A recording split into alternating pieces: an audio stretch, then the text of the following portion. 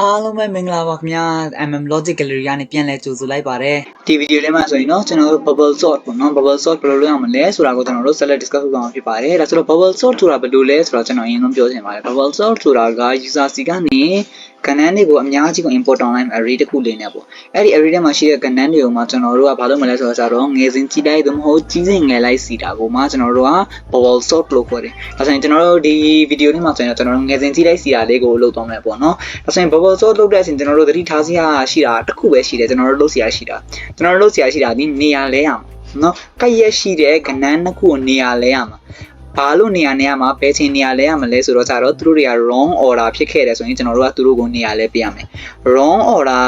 ဆိုတာဘယ်လိုလဲဆိုတော့ကဲဆိုပါစို့ကျွန်တော်တို့ငယ်စဉ်ကြီးလိုက်စီမယ်ဆိုရင်အရှိကကဏ္ဍကငယ်ပြီးတော့နောက်ကကဏ္ဍကကြီးသွားရမှာလေဒါဆိုရင်အရှိကကဏ္ဍက in case ကြီးနေခဲ့တယ်ဆိုရင်ကျွန်တော်တို့ကနေရာလဲပေးရမယ်နော် wrong order အဲ့ဒါ wrong order လို့ခေါ်တာပေါ့ဒါဆိုရင် wrong order ဖြစ်နေခဲ့ဆိုရင်ကျွန်တော်တို့ကနေရာလဲပေးရမယ်အဲ့လိုနေရာလဲပေးအောင်ပဲ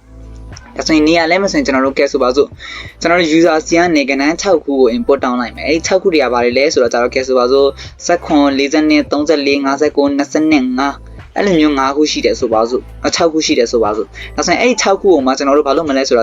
ကပ်ရက်ရှိတဲ့ပထမဆုံးကဏ္ဍ2ခုကိုစစ်မယ်ပထမဆုံးကဏ္ဍ2ခုက order မှန်သလားဒါဆိုရင်ပထမဆုံးကဏ္ဍ2ခုက19နဲ့40နဲ့19နဲ့40နဲ့က order မှန်လားမှန်တယ်ဘာလို့လဲအရှိကကဏ္ဍကငယ်တယ်နောက်ကကဏ္ဍကကြီးတယ်ကျွန်တော်တို့ကငယ်စဉ်ကြီးတိုက်စီမှာဆိုတော့ငယ်တဲ့ကဏ္ဍကအရှိမှလာမယ်ကြီးတဲ့ကဏ္ဍကနောက်မှလာမယ်ဒါဆိုရင် order မှန်တော့နေရာလဲစရာမလိုဘူးဘာမှမလုပ်ဘူးရှေ့ဆက်သွားမယ်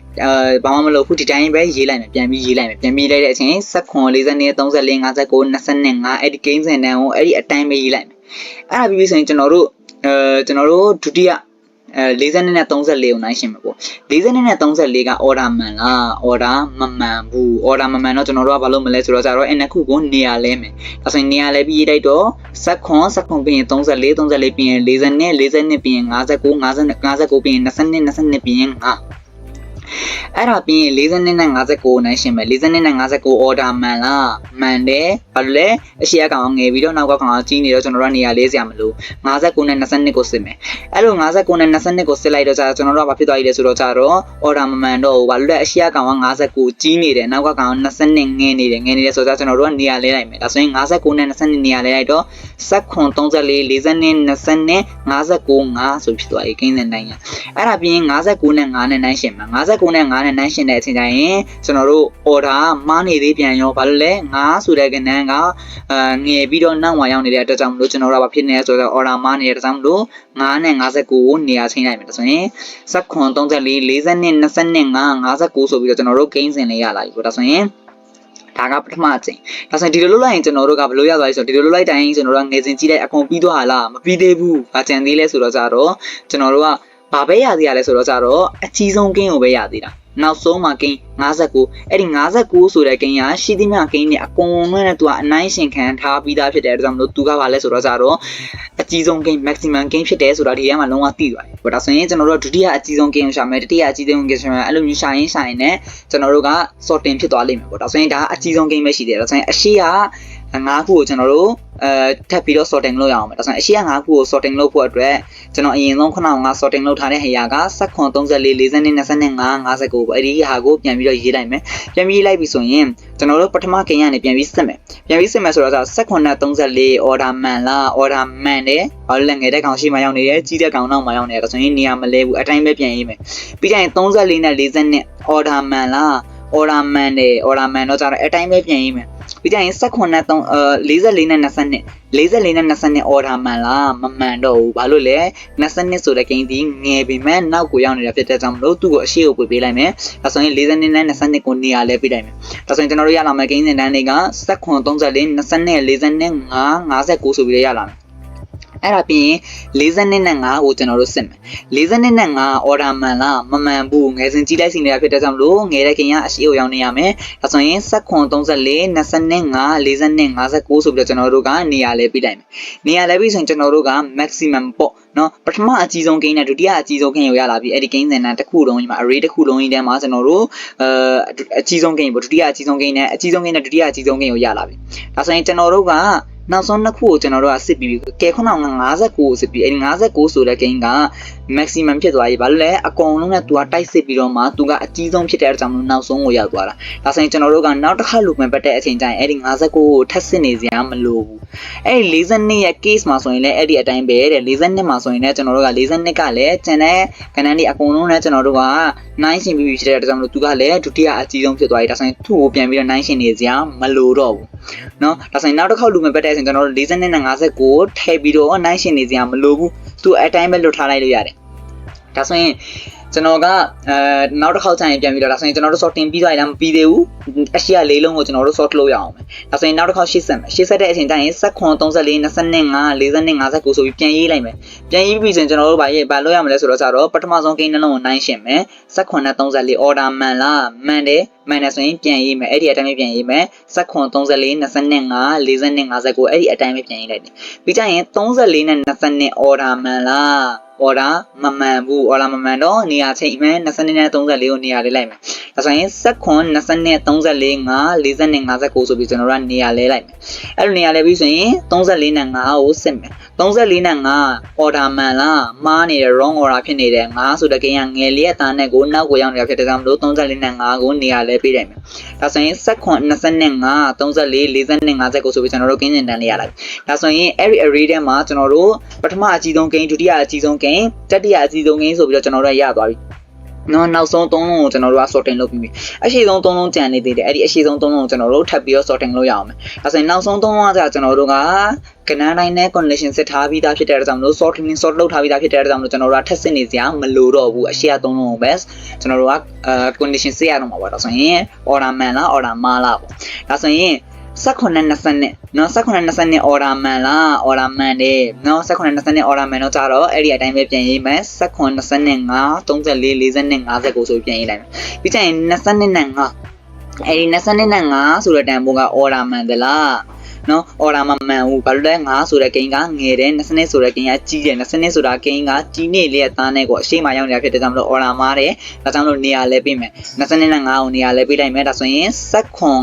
20နဲ့34 42 59ဒါဆိုကျွန်တော်တို့ငယ်စဉ်ကြီးလိုက်စီတာမှာနောက်ဆုံး၄လုံးကကြာကျွန်တော်တို့ sorting လုပ်ထားပြီးသားအရှိဆုံးနှလုံးပဲကျန်တော့တယ်ဒါဆိုရင်အဲ့ဒီနောက်ဆုံး၄လုံးက sorting လုပ်ထားပြီးသားဖြစ်တဲ့ကြောင့်မလို့ထပ်ဆင့်နေစရာမလိုတော့ဘူးနော်ဒါဆိုရင်ကျွန်တော်တို့ထပ်စစ်စရာလိုတော့တာဒီကျွန်တော်တို့က18နဲ့5နဲ့ဒါဆိုရင်နောက်တစ်ခေါက်လူပြတ်တဲ့ချိန်ကျွန်တော်တို့ကလုပ်ရမှာလဲ18နဲ့5နဲ့ကျွန်တော်တို့နိုင်ရှင်းမယ်အဲဒီ18နဲ့5နဲ့က order မှန်လားအားနေတယ်ဘာလို့လဲ5ဆိုတဲ့ဂိမ်းကငယ်တယ်ငယ်တဲ့ဂိမ်းကိုအရှိမထားမယ်ငယ်စဉ်ကြီးလိုက်စီတဲ့အချိန်မှာဒါဆိုရင်5ဆိုတဲ့ဂိမ်းကိုအရှိကိုပို့လိုက်မယ်18ဆိုတော့နောက်ကိုပို့လိုက်မယ်နေရာလဲလိုက်မယ်ဒါဆိုရင်ကျွန်တော်တို့ရလာမှာဒီ5 18 20 34 42 59ဆိုပြီးကျွန်တော်တို့ရလာမယ်တဲ့ဒါဆိုရင်ကျွန်တော်တို့ကအဲ့ဒီ9စက္ကွန်20နဲ့34 40နဲ့59ဆိုတော့ကျွန်တော်တို့လိုချင်တဲ့အဖြေမဟုတ်ဘူးလားဟုတ်တာပေါ့ဒါဆိုရင်ကျွန်တော်တို့အဲ့ဒီမျိုးအဖြေကိုအဲ့လိုမျိုးပဲရသွားမယ်ဒါဆိုရင်ကျွန်တော်တို့ bubble sort မှာလုပ်စရာရှိတာဘာမှမရှိဘူးကျွန်တော်တို့အရင်ဆုံး condition စစ်မယ် right order လား wrong order လားဆိုတာကို condition စစ်မယ် condition စစ်ပြီးရင်ကျွန်တော်တို့ကဘာလုပ်မလဲဆိုတော့ကြတော့right order wrong order ဆိုတာကိုကျွန်တော်တို့ condition စစ်မယ် condition စစ်ပြီးတော့ကျတော့မှအကယ်၍ wrong order ဖြစ်နေကြဆိုရင်ကျွန်တော်တို့နေရာလေးပြလိုက်မယ်အဲ့ဒါကိုလေးပဲအဲ့ဒါ bubble sort လေးကဒါဆိုရင်ကျွန်တော်တို့နေရာလေးတဲ့ကိစ္စကိုပြောမယ်နေရာလေးတဲ့ကိစ္စမှာဘယ်လိုလဲဆိုတော့ကျတော့ကဲဆိုတော့ကျွန်တော်တို့45နဲ့23နေရာလဲမယ်45နဲ့23နေရာလဲမယ်ဆိုတော့ကျတော့ဒီပထမဆုံးဒီ block လေးထဲမှာဒီ45ဆိုတဲ့ block လေးထဲမှာကျွန်တော်တို့ဘာလို့ကျင်လဲဆိုတော့ကျတော့23လို့ကျင်တယ်ဒီ23ဆိုတဲ့ block လေးထဲမှာ45လို့ကျင်တယ်ဒါဆိုရင်ဒီနှစ်ခုနေရာလဲမယ်ဆိုရင်ကဲဆိုပါစို့ကျွန်တော်ကဓာတ်ရိုက်ကြီးနေရာလဲလိုက်မယ်နော်ဓာတ်ရိုက်ကြီးနေရာလဲမယ်ကဲဆိုပါစို့ array ခန်းနှစ်ခန်းရှိတယ်ပေါ့ကဲဆိုတော့ num of 0အခန်းထဲကတန်ဖိုးနဲ့ num of 1အခန်းထဲကတန်ဖိုးနေရာလဲမယ်ဒါဆိုရင်ကျွန်တော်ကဓာတ်ရိုက်ကြီးဒီတိုင်းပဲရေးလိုက်မယ်num of 0 equals to num of 1လို့ရေးလိုက်မယ် num of 1 equals to num of 0လို့ရေးလိုက်မယ်အဲ့လိုဒီတိုင်းပဲနေရာရလဲလို့မရဘူးလေဘာလို့လဲဆိုတော့ကျွန်တော်တို့ဆိုပါစို့ကဲဆိုပါစို့ခွက်နှစ်ခုရှိတယ်နှစ်ခွက်စလုံးမှာသူ့ဟာနဲ့သူရေးတဲ့အပြည့်အစုံရှိပြီးသားနော်ဒီမှာလဲ variable နှစ်ခုရှိတယ် array နှစ်ခုရှိ array အခန်းနှစ်ခန်းရှိတယ်နှစ်ခန်းစလုံးမှာကျွန်တော်တို့တန်ဖိုးတွေရှိထားပြီးသားတန်ဖိုးတွေရှိထားပြီးတော့ဆိုတော့ကြတော့ကဲခွက်နှစ်ပြောထားသလိုပေါ့ခုနကအတိုင်းပဲခွက်နှစ်ခွက်ရှိတယ်နှစ်ခွက်စလုံးမှာရေအပြည့်ရှိတယ်ဒါဆိုရင်အဲ့ဒီခွက်နှစ်ခွက်ထဲကရေကိုကျွန်တော်ကနေရာလဲချင်တယ်နော်ပထမခွက်ထဲကရေကိုဒုတိယခွက်ထဲထည့်ချင်တယ်ဒုတိယခွက်ထဲကရေကိုပထမခွက်ထဲထည့်ချင်တယ်ဒါဆိုရင်ကျွန်တော်ပထမခွက်ထဲကရေကိုတစ်ခါတည်းဒုတိယခွက်ထဲလောင်းထည့်လို့ရလားမရဘူးကျွန်တော်တို့အဲ့လိုမျိုးနေရာလဲဖို့အတွက်ခွက်အသစ်တစ်ခုယူလာပြရတယ်အဲ့ဒီခွက်အသစ်တစ်ခုရဲ့နာမည်ကို TMP temp လို့ထားလိုက်မယ်ဒါဆိုရင်ပထမခွက်ထဲကရေကို TMP temp ဆိုတဲ့ခွက်ထဲထည့်လိုက်မယ် TMB temp ဆိုတဲ့ခွက်ထဲထည့်လိုက်မယ်ဒါဆိုရင်ပထမခွက်ကဘာဖြစ်သွားလဲပထမခွက်ကဟာလာဟန်လင်းဖြစ်သွားတယ်သူတည်းမှာဘာမှမရှိတော့ဘူးဒါဆိုရင်ဒုတိယခွက်ထဲကရေကိုပထမခွက်ထဲလာထည့်လိုက်ဒုတိယခွက်ထဲကရေကိုပထမခွက်ထဲလာထည့်တယ်ဒုတိယခွက်ထဲကရေကိုပထမခွက်ထဲလာထည့်သွားပြီဆိုရင်ဒုတိယခွက်ထဲမှာဘာမှမရှိတော့ဘူးနော်ဒါဆိုရင်ဒုတိယခွက်ထဲကရေကပထမခွက်ထဲရောက်သွားပြီခုနကပထမခွက်ထဲကရေကနော်ငွေရင်းပထမခွက်ကရေက TMB temp ဆိုတဲ့ခွက်ထဲမှာရှိတယ်အဲ့ဒီ TMB temp ဆိုတဲ့ခွက်ထဲကရေကိုဒုတိယခွက်ထဲထည့်လိုက်မယ်ဆိုရင်ကျွန်တော်တို့ဘာဖြစ်သွားလဲပထမခွက်ထဲကရေနဲ့ဒုတိယခွက်ထဲကရေကိုကျွန်တော်တို့အနေရလဲပြီးသားဖြစ်သွားပြီအဲ့ဒီအတိုင်းပဲကျွန်တော်တို့ num of 0ဆိုတဲ့အခန်းထဲကတန်ဖိုးနဲ့ num of 1ဆိုတဲ့အခန်းထဲကတန်ဖိုးနေရာလဲစင်နေဆိုရင်အရင်ဆုံး num of 0ဆိုတဲ့အခန်းထဲကတန်ဖိုးကိုတန်တယ်ထည့်မယ်ပြီးကြရင် num of 0ဆိုတဲ့တန်ဖိုးထဲကို num of 0ဆိုတဲ့ခွက်ထဲကိုကျွန်တော်တို့ဘာထည့်မလဲဆိုတော့ကျွန်တော် num of 1ထဲကတန်ဖိုးကိုထည့်မယ်ပြီးကြရင် num of 1ထဲကိုကျွန်တော်တို့ဘာထည့်မလဲဆိုတော့ကျွန်တော် TMB temp ထဲကတန်ဖိုးကိုထည့်လိုက်မယ်အဲ့လိုထည့်လိုက်ပြီးဆိုရင်ကျွန်တော်တို့ကနေရာလဲလိုက်မယ်ဒါဆိုရင်ဒါနေရာလဲတဲ့ကိစ္စနေရာလဲတဲ့ကိစ္စပြီးတော့ဆိုရင်ကျွန်တော်တို့ looping ကိစ္စလာမယ်ဒါဆိုရင် looping ပတ်တဲ့အချိန်ကျွန်တော်တို့ဘယ်လို looping ပတ်ရမလဲဆိုတော့ကဲကြည့်မယ်နော်ဒီမှာကျွန်တော်တို့ခုနကနေရာလဲသွားတာဒီထဲမှာဆိုရင်ကျွန်တော်တို့ outer loop ကိုဘယ်နှချိန် looping ပတ်သွားလဲ9ချိန် looping ပတ်သွားတယ်9ချိန် looping ပတ်ပြီးတော့အဲ့ဒီ outer loop ထဲမှာကျွန်တော်တို့ inner loop တွေအများကြီးပတ်သွားတယ်ပေါ့ဒါဆိုရင်ပထမအချိန် outer loop ပါဆိုရင်ကျွန်တော်တို့ဘယ်နှချိန် inner loop ဘယ်နှချိန်ပတ်သွားလဲဆိုတော့9ချိန်ပတ်သွားတယ်နော်9ချိန်ပတ်သွားတယ်18 40နေရာလဲဖို့တစ်ချိန်ပြီးကြရင်40နဲ့34နေရာလဲဖို့တစ်ချိန်နော်ပြီးကြရင်40နဲ့59အတွက်တစ်ချိန်59နဲ့20အတွက်တစ်ချိန်59နဲ့5အတွက်တစ်ချိန်ဆိုပြီးတော့ကျွန်တော်တို့က looping စုစုပေါင်း9ချိန်ပတ်သွားတယ်ဒုတိယအချိန်ကျွန်တော်တို့ outer loop ဒုတိယအချိန်ပတ်တဲ့အချိန်တိုင်းကျွန်တော်တို့ inner loop 4ချိန်ပတ်တယ်တဲ့ outer loop 3ခါမြောက်မှာဆိုရင် inner loop 3ချိန်ပတ်တယ် outer loop 4ခါမြောက်မှာဆိုရင်ကျွန်တော်တို့ inner loop 2ချိန်ပတ်တယ် outer loop 5ချိန်မြောက်မှာဆိုရင်ကျွန်တော်တို့ inner loop ကို1ချိန်ပတ်တယ်တဲ့ဒါဆိုရင်ဒါကကျွန်တော်တို့ for looping လေးပေါ့ဒါဆိုရင်ကျွန်တော်တို့ကြည့်မယ်ဆိုရင်ဒီနေရာမှာနော်number ကရှိတာ6ခုnumber 6ခုရှိတာဖြစ်တဲ့ကြောင့်မလို့ကျွန်တော်တို့က outer loop ကို5ခါပတ်တယ်ဒါဆိုရင်ကျွန်တော်တို့ကဲဆိုပါစို့ number က10ခုရှိတယ်ဆိုရင်ကျွန်တော်တို့ကဘယ်နှခေါက်ပတ်မှာလဲဆိုတော့9ချိန်ပဲပတ်မယ်အဲ့လိုလုပ်ပြီးတော့ကျွန်တော်တို့က bubble sort outer loop အတွက်တော့ပြီးသွားပြီ outer loop အတွက်ဆိုရင်ကျွန်တော်တို့က num -1 ချိန်ကျွန်တော်တို့က looping ပတ်သွားမယ် inner loop ကဘယ်နှချိန် looping ပတ်မလဲပထမအဆုံးအချိန် inner loop မှာဆိုရင်ကျွန်တော်တို့5 times looping ပတ်သွားပြီပေါ့5 times looping ပတ်တယ်ဆိုတာ5ဆိုတာကနော်6 - 1နဲ့တူတာမဟုတ်ဘူးလား6 - 1နဲ့တူတာဆိုတာလောလောဆယ်အတွက်နော်လောလောဆယ်အတွက် inner loop outer loop ရဲ့တန်ဖိုးကလည်း1ပြီးကြရင်ကျွန်တော်တို့ number တန်ဖိုးကလည်း6 number တန်ဖိုးက6ဒါဆိုရင်ကျွန်တော်တို့က inner loop ရဲ့တန်ဖိုးကိုကျွန်တော် inner loop ဘယ်နှချိန်ပတ်မှတ်လဲဆိုပြီးတော့ကျွန်တော်တို့က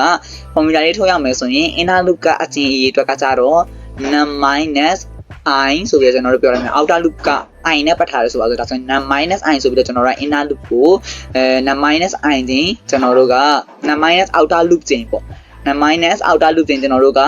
inner loop ကို looping ပတ်သွားမယ်ကဲဆိုပါစို့ num ဆိုတာအခုလောလောဆယ်အတွက် number အရေးအတွက်ဘယ်နှခုရှိတယ်6ခုရှိတယ်အဲ့ဒီ6ခုတည်းကနေနော် outer loop ပထမအဆုံးအချိန်ဆိုတော့outer loop ရဲ့တန်ဖိုး I တန်ဖိုး1ဆိုပါဆိုဒါဆိုရင်6ထဲက1ကုန်လုံးလိုက်တော့5နော်ဒုတိယအချိန် looping ပတ်တဲ့အချိန် I တန်ဖိုးက2အဲ့ဒါဆိုရင်6ထဲက2ကုန်လုံးလိုက်တော့4တတိယအချိန် looping ပတ်တဲ့အချိန် I တန်ဖိုးက3ကဏ္ဍအရေးအတွက်ရှိတာဒီ6ထဲက3လိုက်တော့3ချိန် looping ပတ်သွားတယ်တဲ့ဒါဆိုရင် inner loop အတွက်ကျွန်တော်တို့ formula ပြရမယ်ဆိုရင်6 - I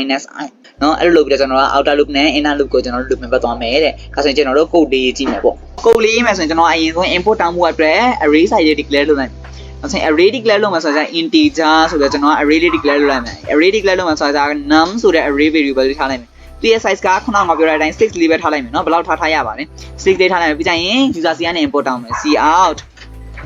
enter 6 number ဆိုပြီးတော့ကျွန်တော် user စီကနေ import တောင်းလိုက် user စီကနေ import တောင်းမယ်ဆိုတော့for ဆိုပြီး integer I equals to 0ကနေစမယ် I less than 60သွားမယ် I plus plus ဆိုကျွန်တော် looping ပတ်သွားမယ်တဲ့အဲ့လိုပြီးဆိုရင်ကျွန်တော်ဘာလုပ်မလဲဆိုတော့ user စီကနေ import တောင်းမယ် cin ဆိုပြီးတော့ကြတော့မှ num of I အခန်းထဲကတန်ဖိုးကိုကျွန်တော်က import တောင်းလိုက်မယ်တဲ့အခန်းထဲတန်ဖိုး import တောင်းပြီးဆိုရင်ကျွန်တော်ကဘာလုပ်မလဲအခုမှ sorting လုပ်တော့မယ် sorting လုပ်တဲ့အချိန်ကျွန်တော်ကဘာလုပ်မလဲ inner loop နဲ့ outer loop ရှိခဲ့တယ်ဒါဆိုရင်ကျွန်တော်က outer loop ရဲ့တန်ဖိုးကိုကဲဆိုပါဆို int integer I လို့ထားလိုက်မယ် outer loop ကိုကျွန်တော်က I ကို1ကနေစလိုက်မယ်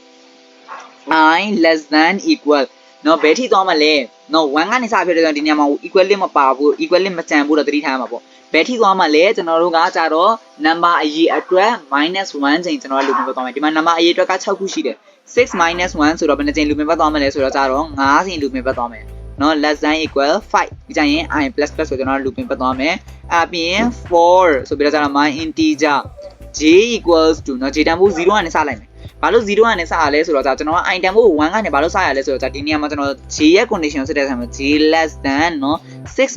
- I ဆိုပြီးကျွန်တော်က condition လေးစစ်မှာအဲ့လိုစစ်တဲ့ဆိုရင်ကျွန်တော်ကဘာဖြစ်မလဲဆိုတော့ i တန်ဖိုးကအကယ်၍ဒါ0ဖြစ်နေခဲ့တယ်0ကနေစခဲ့တယ်ဆိုရင်ကျွန်တော်ကဘာလုပ်မလဲဆိုတော့6 minus i minus 1ဆိုပြီးလုပ်ပေးရမှာ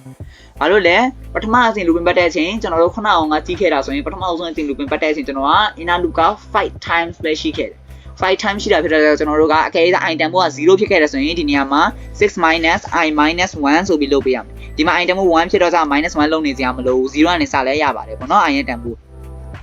J ရဲ့တန်ဖိုးက0ကနေဘာလို့စလဲဆိုတော့ဒီထဲမှာ condition စစ်တော့မှာအဲ့ဒီထဲမှာ condition စစ်တဲ့ချိန်ကျွန်တော်က array အခန်းတွေကိုစပြီးတော့ condition ဖြစ်စစ်မှာဖြစ်တဲ့အတွက်ကြောင့်မလို့ array အခန်းတွေရဲ့ index number တွေက0ကနေစတယ်ဒါကြောင့်လို့ကျွန်တော်ကဒီနေရာမှာ0ကနေစပြီးလိုက်တယ်0ကနေမစဘဲနဲ့1ကနေစခြင်းနဲ့ဆိုရင်လည်းမမားပါဘူး1ကနေစခြင်းနဲ့ဆိုရင်ကျွန်တော်တို့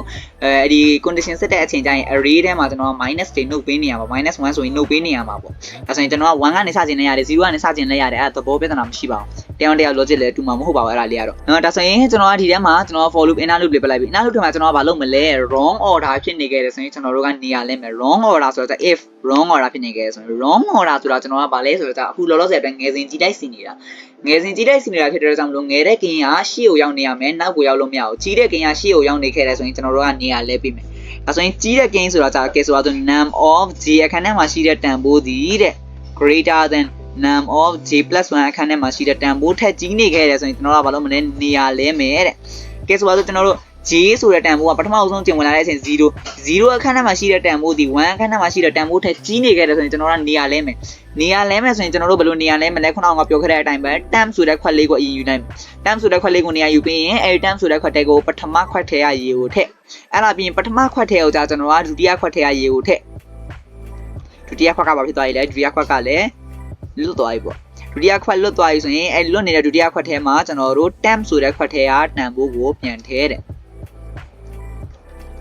term ဆိုတဲ့တန်ဖိုးကိုထည့်လိုက်ပြီဆိုရင်ကျွန်တော်တို့ကနေရာလဲတယ်ဒါဆိုရင်ဒီအတိုင်းလေးနေရာလဲသွားတယ်အဲ inner loop အတိုင်းသူကနေရာလဲသွားမယ် outer loop အတိုင်းနေရာလဲသွားမယ်ဆိုရင် inner loop နဲ့ outer loop နဲ့အကုန်ပေါင်းပြီးတော့ကြတော့မှသူက sorting စီတဲ့ကိစ္စရဲ့ကိုအကုန်လုံးပြီးသွားမယ်တဲ့အဲ့လိုပြီးသွားပြီဆိုရင်ကျွန်တော်တို့ဘာလုပ်မလဲဆိုတော့ကြတော့ output ထုတ်ပြလိုက်လို့ရပြီဒါဆိုရင် for c outဒါဆိုရင် afd ရ after sorting နော်ငယ်စဉ်ကြည့်လိုက် cb နောက်ပေါ့ after sorting ဆိုပြီးတော့ကျွန်တော်က backslash n လေးဆင်းလိုက်မယ်ပြီးရင် for ဆိုပြီးတော့ကျွန်တော်ကဲစားလိုက်ပြီ integer I equals to 0ကနေစမယ် I less than 6 I plus plus ဆိုပြီးကျွန်တော်က looping ပတ်မယ်ပြီးကြရင် cout ဆိုပြီးတော့ကျွန်တော်မှာ num of I အခန်းထဲကတန်ဖိုးကျွန်တော် output ထုတ်လိုက်မယ် output ထုတ်ပြီးဆိုရင်ကျွန်တော်ဘာလုပ်မလဲဆိုတော့ကြတော့ကဲဆိုပါဆိုကျွန်တော်က number တစ်ခု output ထုတ်ပြီးတိုင်း tab လေးခုန်ခြင်းနဲ့ဆိုရင် tab ခုန်ခြင်းကျွန်တော်တို့ကဒီလိုမျက်တောင်အဖွင့်ပေး double quote ထဲမှာကျွန်တော်တို့ကဘာကိုထည့်လို့ရလဲဆိုတော့ tab ဆိုပြီးကျွန်တော်တို့ရေးလိုက်ရတယ်လို့မျိုးနော် tab ဆိုရေးတိုင်ရိုက်မရေးချင်ဘူးဆိုရင် backslash d လို့ရေးချင်လည်းရတယ်တဲ့ backslash d နော် backslash d ဒီမှာ backslash n ဆိုရင်ကျွန်တော်တို့ကအောက်တစ်ကြောင်းဆင်းတာ backslash d ဆိုရင်ကျွန်တော်တို့ကဘာလုပ်တာလဲ tab ခုန်တာဒါဆိုရင် tab ခုန်နေတာဆိုရင် backslash d ကိုသုံးလို့ရတယ်ဒါဆိုရင်ဒီ program လေးကိုကျွန်တော် run ကြည့်မယ်ဆိုရင် run ကြည့်မယ်ဆိုရင် enter 6 number ဆိုပြီးသွားပေါ်လာပြီဒါဆိုရင် enter 6 number ဆိုတော့ကျွန်တော်ကဘာလုပ်မလဲဆိုတော့12ကဲဆိုပါစို့45 23 58ကဲဆိုပါစို့6ဆိုပါစို့ဒါဆိုရင်သူ after sorting ဘယ်လိုဖောက်သားလဲဆိုတော့6 18 23 45 51ဆိုပြီးသူကငယ်စဉ်လိုက်စီပြီးတော့ output ထုတ်သွားတယ်ပေါ့ဒါဆိုရင်ဒါငယ်စဉ်ကြီးတဲ့စီတာလေးပေါ့ဒါဆိုရင်ငယ်စဉ်ကြီးလိုက်စီတာလေးရသွားပြီဆိုတော့ကြတော့ကြီးစဉ်ငယ်လိုက်စီတာလေးလည်းမတိမ်မင်းလေးပဲဒါဆိုရင်ကြီးစဉ်ငယ်လိုက်စီတာလေးကိုကိုယ့်ဟာနဲ့ကိုယ်ပဲကျွန်တော် practice လုပ်စေချင်ပါတယ်နောက်ထပ်လာမယ့်ဗီဒီယိုမှာဆိုရင်တော့ကျွန်တော်တို့ linear search လေးတွေ binary search လေးတွေတော်တော်အရေးကြီးတဲ့အပိုင်းလေးတွေကိုဆက်လက်ပြီးတော့ discuss လုပ်အောင်ဖြစ်တဲ့ကြောင့်မလို့အားလုံးပဲ ဆက်လက်ကြည့်ရှုဖို့အတွက်တိုက်တွန်းချင်ပါတယ်ပြီးတော့ဒီ playlist နဲ့ပတ်သက်ပြီးတော့သိစရာမေးမြန်းစရာလေးရှိရင် comment box မှာလာပြီးတော့မေးမြန်းနိုင်ပါတယ် CWS နဲ့ပတ်သက်ပြီးတော့ exciting topics လေးတွေ logic လေးတွေကိုနောက်ထပ်လာမယ့်ဗီဒီယိုတွေမှာလည်းဆက်လက်ပြီးတော့ discuss လုပ်သွားအောင်ဖြစ်တဲ့အတွက်စဉ်းစားမပြတ်ကြည့်ရှုပေးဖို့အတွက်အားလုံးကိုတိုက်တွန်းချင်ပါတယ်အားလုံးပဲကျေးဇူးတင်ပါတယ်